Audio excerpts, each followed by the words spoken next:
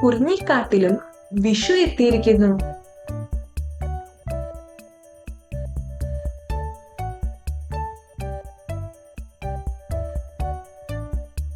കാട്ടിലെ മൃഗങ്ങളെല്ലാം വിഷു ആഘോഷം തുടങ്ങിക്കഴിഞ്ഞു.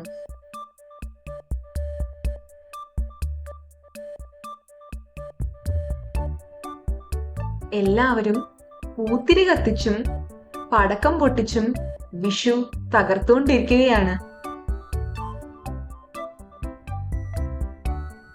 ആ സമയത്താണ് നമ്മുടെ ആശാൻ കരടി അങ്ങോട്ടേക്ക് വന്ന് കുട്ടികൾക്കെല്ലാം വിഷുവിനെ കുറിച്ച് പറഞ്ഞു കൊടുത്തത്. കൂടാതെ ഉഗ്രനോടും ചതുരനോടുമുള്ള ദേഷ്യം മറന്ന് അവരെയും ആഘോഷത്തിൽ കൂട്ടാൻ ആശാൻ അവരോട് പറഞ്ഞു.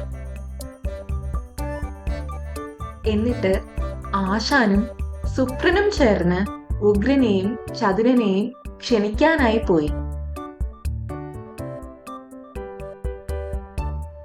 വരാമെന്ന് ഉഗ്രനും ചതുരനും വാക്കുകൊടുത്തു.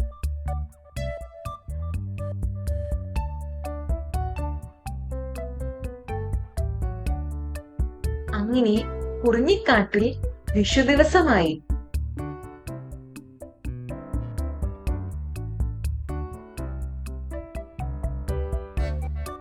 രാവിലെ തന്നെ കാട്ടിലെ മൃഗങ്ങളെല്ലാം കണി കണ്ടു.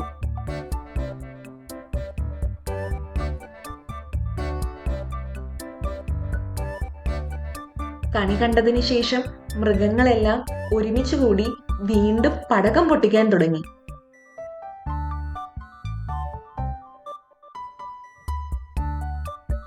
ആശാനാണെങ്കിലോ വിഷു പ്രമാണിച്ച് പുതിയ മുണ്ടും ചുറ്റിയാണ് നടപ്പ്.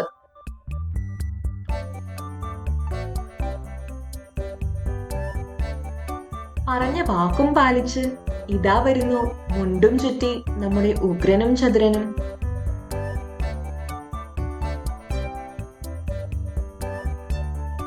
അവരും മറ്റു മൃഗങ്ങളുടെ കൂടെ പടക്കം പൊട്ടിക്കാൻ കൂടി.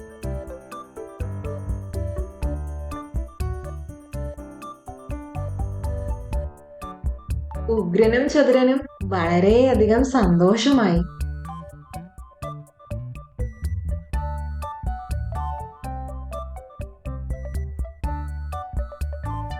പിന്നെ ആശാൻ കരടി എല്ലാവർക്കും വിഷു കൈനീട്ടം കൊടുക്കാൻ തുടങ്ങി.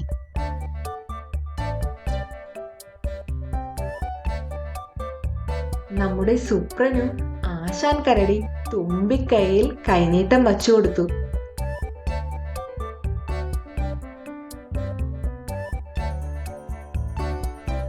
നല്ലൊരു വിഷു സദ്യ കൂടി കാട്ടിലെ മൃഗങ്ങളെല്ലാം കൂടി തയ്യാറാക്കിയിരുന്നു.